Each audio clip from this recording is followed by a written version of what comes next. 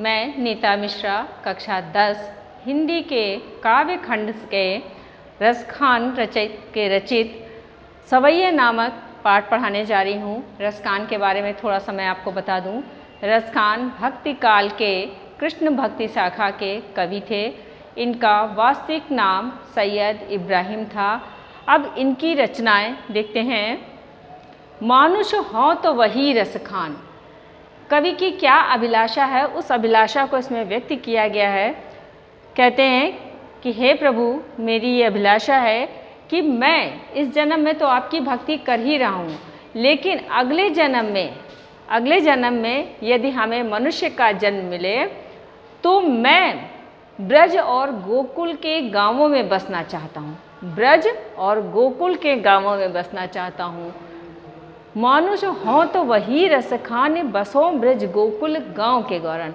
कि अगर मुझे मनुष्य का जन्म मिला तो रसखान कवि कहते हैं कि मैं ब्रज और गोकुल के गांव के बीच में बसना चाहता हूँ, और यदि मुझे अगले जन्म में मैं पशु बना दिया आपने तो मेरा तो कोई बस नहीं चलेगा। कहाँ बस मेरो, कहाँ मतलब क्या, मेरा बस क्या रहेगा, कुछ नहीं रहेगा।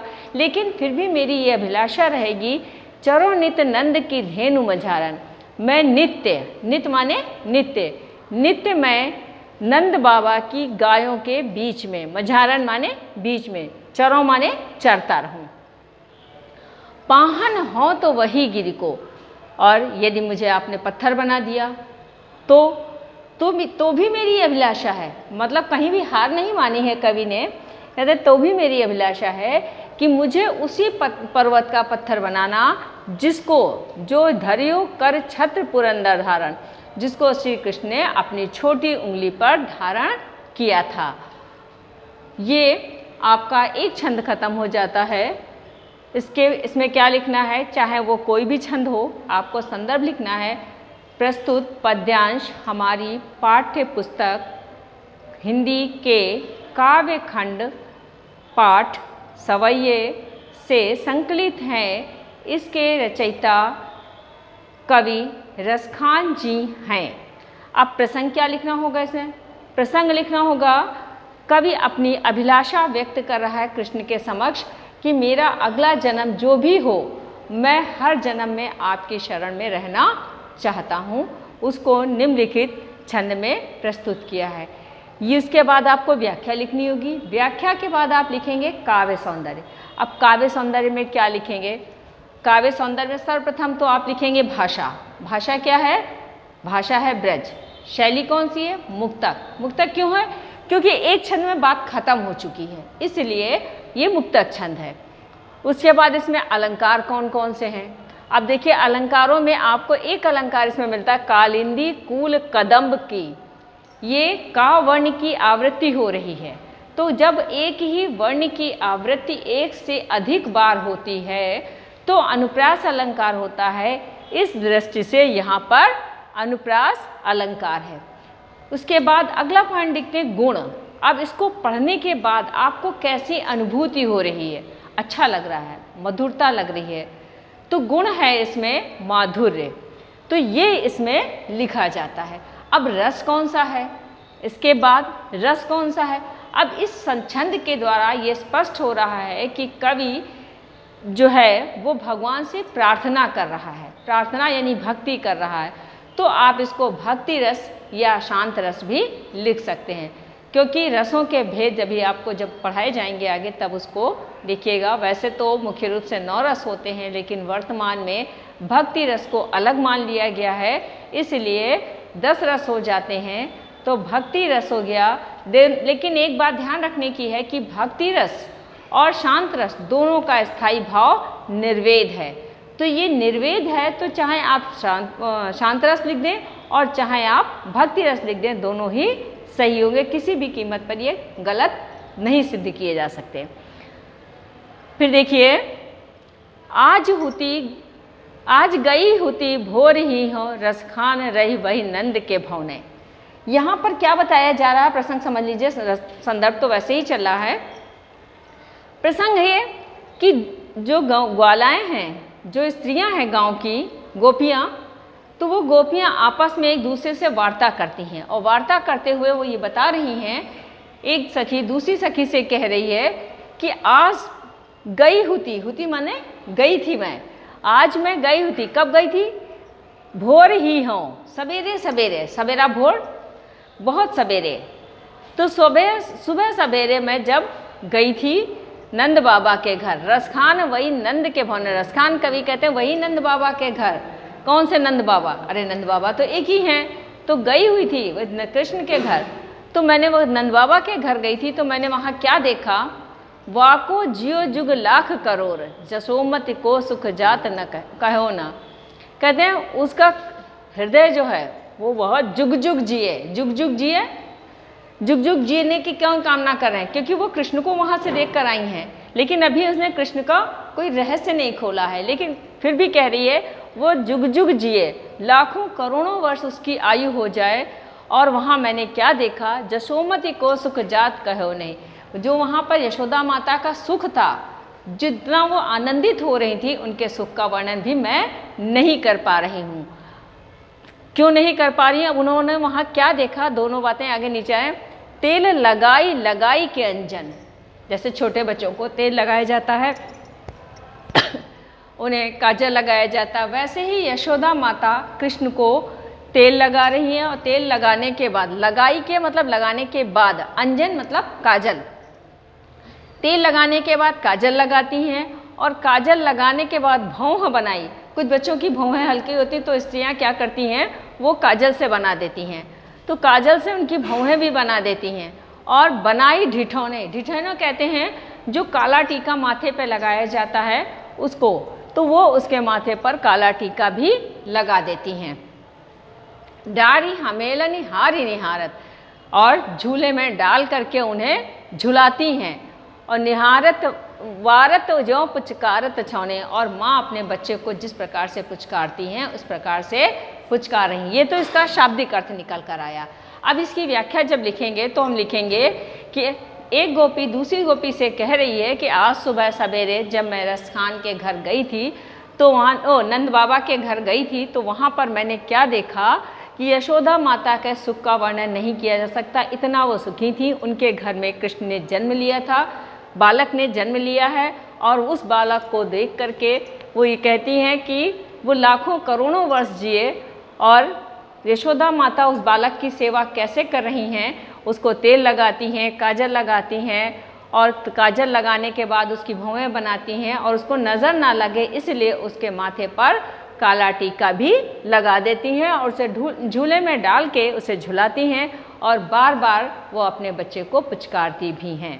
ये आपका छंद का व्याख्या हो गई। अब इसमें वही काव्य सौंदर्य, काव्य सौंदर्य में इसमें क्या लिखना है?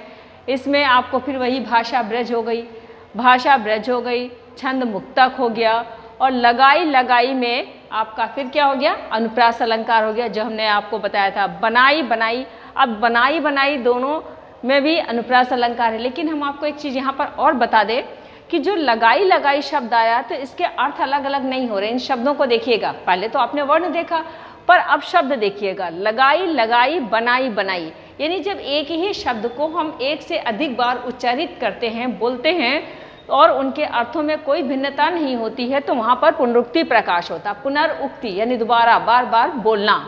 तो यहाँ पर पुनरुक्ति प्रकाश भी अलंकार भी है। ठीक, उसके बाद अगला चलते हैं। धूरी भरे अति शोभित श्याम जू, फिर बताती है कृष्ण जी थोड़े बड़े हो गए हैं। दूसरा इसमें आगे चर्चा, ये तो बालपन की बात हो गई जब वो शिशु थे। अब ये थोड़े से बड़े हो जाते, जैसे आपने देखा होगा बच्चे घुटने के बल चलते हैं, खेलते हैं, तो उनको सजा संवार दिया जाता है। वैसे ही यशोदा माता क्या करती हैं? उनको सजाती हैं कृष्ण को। लेकिन यहाँ पर क्या देखा था? अब यहाँ देख रहे हैं कि धूरी भरे अति शोभित श्याम, धूल से भरे हुए, खेल रहे हैं मिट्टी में, धूल से भरे हुए हैं, लेकिन फिर भी वो बहुत सुंदर लग रहे हैं। कौन? श्याम जू यानी कृष्ण जी। श्याम जी धूल से भरे हुए हैं, मिट्टी में खेलते हैं, उसके बाद वो बहुत सुंदर दिख रहे हैं। तैसी बनी सिर सुंदर चोटी, और जैसे उनका शरीर हो रहा धूल धूसरित, वैसे ही उनकी चोटी भी बनी हुई है, वो भी धूल धूसरित हो रही है। खेलत खात फिरे अंगना, वो खेलते हुए खाते हुए पूरे आंगन में घूम रहे थे। पग पैजनी बाजत पीर कचोटी, अब उन्होंने पैर में पैजनी पहन रखी है, यानी पायल पहन रखी है, और कमर में कछोटी पहन रखी, जिसको आमतौर पे कच्छी बोलते हैं। तो उन्होंने कमर में पीली कच्छी पहन रखी है, उनके पैरों में पायल बज रही थी। अब इस सुंदर रूप को देखकर ही आगे कवि कहता है, रसखान विलोकत व छवि को, उल्टा पढ़ रहे हैं, ध्यान दीजिएगा। वैसे तो लाइन है व छवि को रसखान विलोकत। अब हम इसको कैसे अर्थ निकालने की, रसखान विलोकत व छवि को, रसखान कवि देख करके उस छवि का वर्णन करते हुए गोपी कहती है, रसखान कवि कह रहे हैं कि उस छवि को देख करके गोपी वर्णन करती है, वारत काम कला निज कोटि, कि करोड़ों कामदेव, कोटि माने करोड़ों, करोड़ों कामदेव जो हैं वो अपनी सुंदरता को उन पर निछावर कर रहे थे। यानी करोड़ों कामदेव भी अगर उनके सौंदर्य की बराबरी करने के लिए आ जाएं तो वो करोड़ों कामदेव कम हो जाएंगे। कम काग के भाग बड़े सजनी, हरि हाथ सो ले गयो माखन रोटी। अभी कहा था कि कृष्ण जी हाथ में मतलब खाते हुए इधर उधर घूम रहे हैं, तो अब क्या कर रहे हैं कि काग के भाग बड़े सजनी। काग के भाग क्यों बड़े हैं? क्योंकि जब वो कृष्ण जी रोटी माखन खा रहे हैं तो कौवा आता है और उनके हाथ से रोटी लेकर के भाग जाता। हाँ, हरि हाथ सो ले गयो माखन रोटी। अब वो मक्खन रोटी लेकर के चला जाता। अब कौवे को भाग्यशाली क्यों बताया है? अब हम आपको बता दें, कौवे को भाग्यशाली इसलिए बताया है कि जब कौवा उनके हाथ से रोटी लेता है तो वो रोटी ही नहीं लेता है, वो उदर पूर्ति की ही उसकी अभिलाषा नहीं है, बल्कि उस बहाने से वो कृष्ण के हाथ का स्पर्श भी कर लेता है, इसलिए कौवे को भाग्यशाली कहा है। तो कौवा भाग्यशाली है, ये गोपी बता रही कि हमसे ज़्यादा तो भाग्यशाली वो कौवा हो गया। रसखान कवि कह रहे हैं, लेकिन गोपी के माध्यम से वो अपनी अभिलाषा को व्यक्त करते हैं। अब इसमें भी देखिए, हरि हाथ में अनुप्रास अलंकार है, फिर खेलत खात में भी अनुप्रास अलंकार है। बाकी भाषा आपकी वही है, शैली वही है, छंद वही है, गुण वही है, मधुरता है, लेकिन इसमें रस बदल जाएगा। रस क्यों बदल जाएगा? इससे पहले वाले में रस वात्सल्य था और इसमें भी वात्सल्य है। वात्सल्य क्या होता है? वात्सल्य रस का स्थायी भाव रति होता है, जो श्रृंगार का भी स्थायी भाव रति है। दोनों में भिन्नता क्या होती है? अब आप पूछेंगे कि वात्सल्य रस का भी स्थायी भाव जो है रति है और श्रृंगार रस का भी। तो रति माने होता है प्रेम। प्रेम चाहे वो नायक और नायिका का प्रेम हो, चाहे अपने छोटे बच्चों के प्रति प्रेम हो, प्रेम का कोई दूसरा रूप नहीं होता है, इसलिए स्थायी भाव रति लगाया जाता है और इसका स्थायी भाव रति है। लेकिन रस कौन सा है? वात्सल्य रस है। फिर उसके बाद अगला छंद आता है, इसमें कुछ अलग चर्चा की जा रही है। इसमें चर्चा किस बात की है? प्रसंग समझिएगा कि कृष्ण जी थोड़े बड़े हो जाते हैं और जंगलों में गाय चराने के लिए जाते हैं। गाय चराने के लिए जाते हैं, कभी किसी जंगल में कभी किसी जंगल में भटकते हैं, सभी जानते हैं।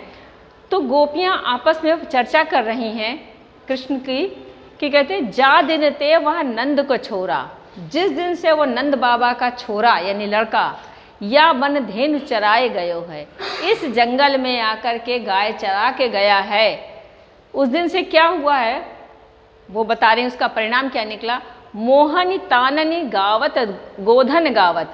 मोहनी तान में जो गाय हैं, बछड़े हैं, वो उसी मधुर तान में गाते हैं, यानी जैसी वो बांसुरी बजाते थे वैसे ही ये गाय बछड़े जो हैं अपनी आवाज़ को भूल करके बांसुरी की धुन में रंभाने लगे हैं, बोलने लगे हैं। बेनु बजाई रिझाई गयो है।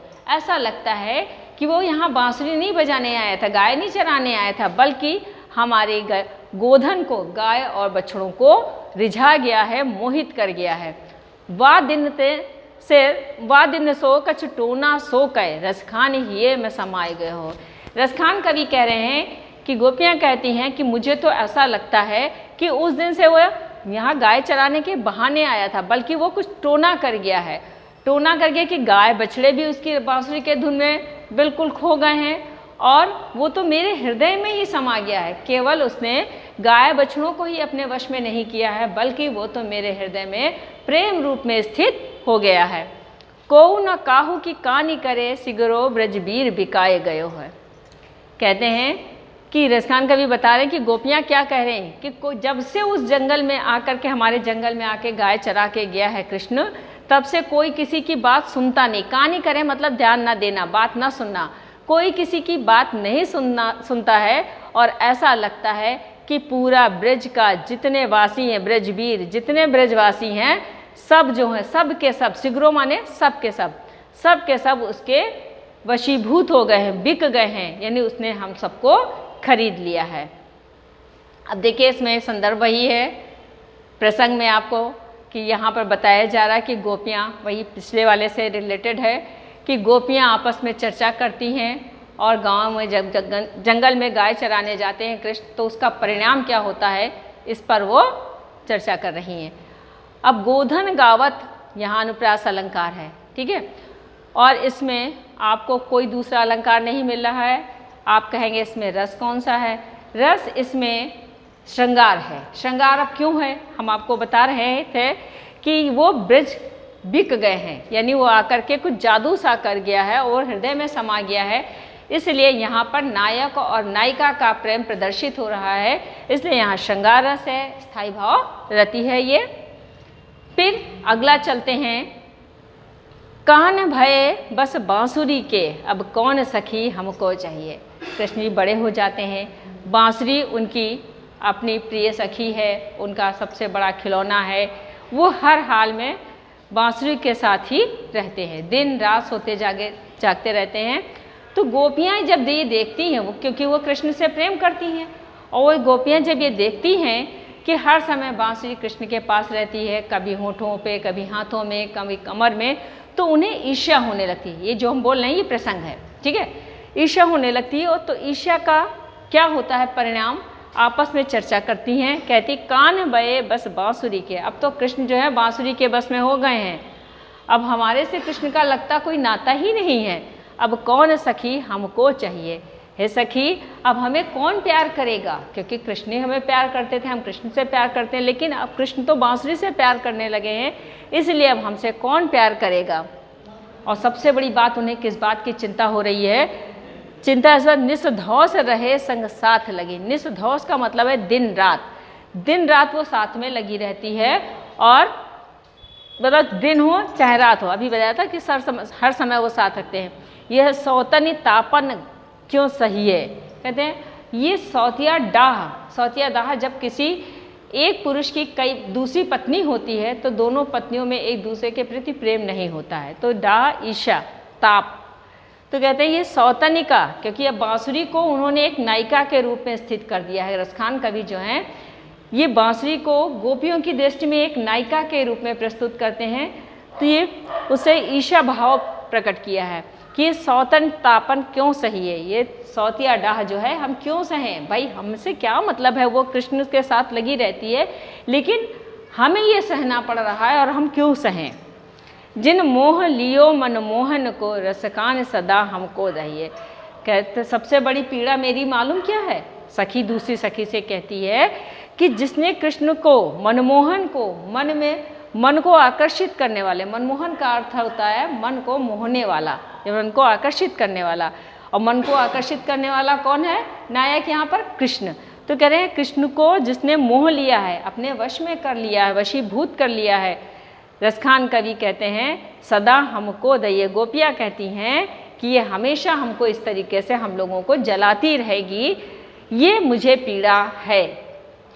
मिले आओ सबय सखी भागी चले अब तो ब्रज में बांसुरी रहिए, कहते हैं आओ सखियों हम लोग सब यहाँ से भाग चलें, अब यहाँ इस जंगल में अब तो केवल बांसुरी रहेगी, क्योंकि जब हमारे से कोई मतलब ही नहीं है कृष्ण को, तो यहाँ हम लोग रहकर क्या करेंगे, हम लोग चलो किसी और जंगल में चलते हैं, वहाँ जाकर रहेंगे, जाकर के भाग करके कहीं और रहेंगे जाके, लेकिन यहाँ नहीं रहेंगे।